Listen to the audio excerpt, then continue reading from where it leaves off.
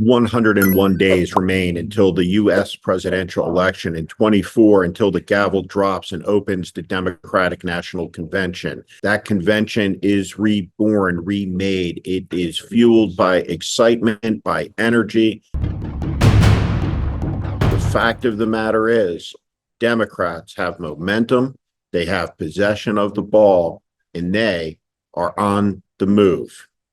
But this is a moment that must also be tempered by realism and reality.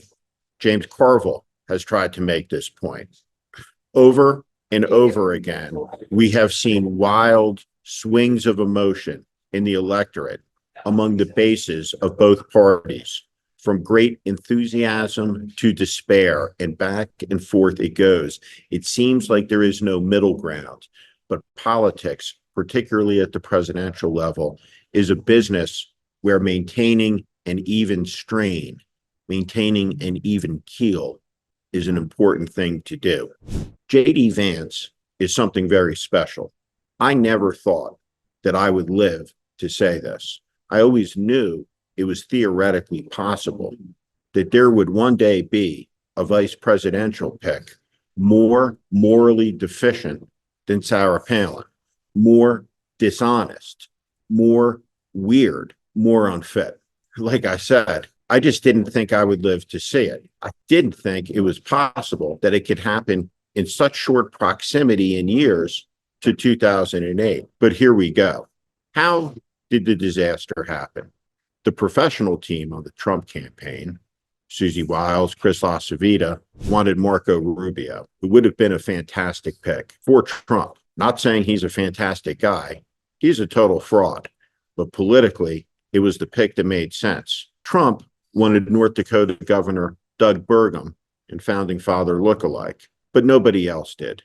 It was his boys, Eric and Don Jr., Uday and Kusei, that convinced him to make the dumbest and worst vice presidential pick ever, the bearded Palin, JD Vance. We're effectively run in this country via the Democrats, via our corporate oligarchs, by a bunch of childless cat ladies who are miserable at their own lives and the choices that they've made. They're obsessed with their jobs. They're obsessed with their wealth and with their fortunes. And they look at middle America, people who are actually pretty happy with their lives and the choices that they've made. And they hate normal Americans for choosing family over these ridiculous DC and New York status games.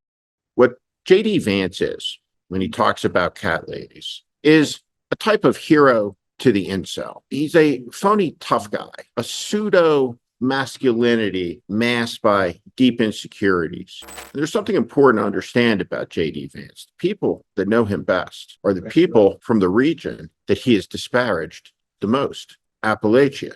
This is not a pick that swells the heart with pride, as is the case in the South Asian community or among African Americans. The people that JD Vance demeaned are not rooting for JD Vance to become president of the United States. Oh, and by the way, let me make my position on this perfectly clear. 78 years old is also too old to be president of the United States. Donald Trump is completely incoherent, obviously addled, deeply disordered, and no crazy old man should have their finger on the nuclear button. And certainly, a proto-fascist shouldn't be his successor underneath it all.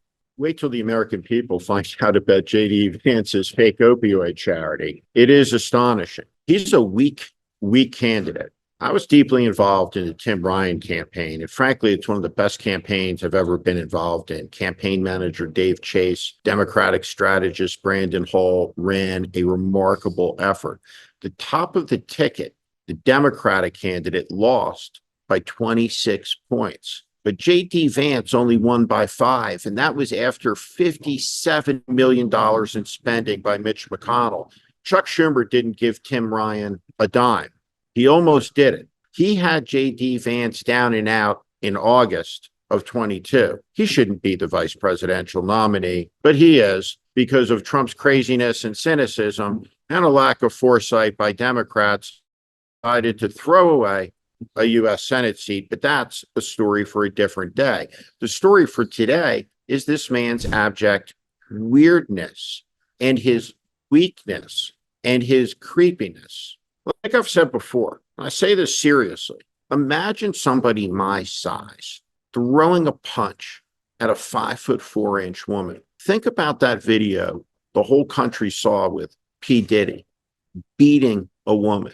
Or think about Dana White of the UFC slapping his wife repeatedly on New Year's Eve, the man that Trump picked to introduce him. Think about that. And think about JD Vance's advice that the beaten woman should stay married, should not leave, should not protect herself and her children. He is an extremist nut job of the highest conceivable magnitude, unfit to be in the Senate, unfit to be in the National Command Authority. And God help us all if this bearded, Viktor Orban loving lickspittle ever becomes the commander in chief. He is an appalling human being, a fraud, a con, and the worst VP pick ever, even worse than Sarah Palin.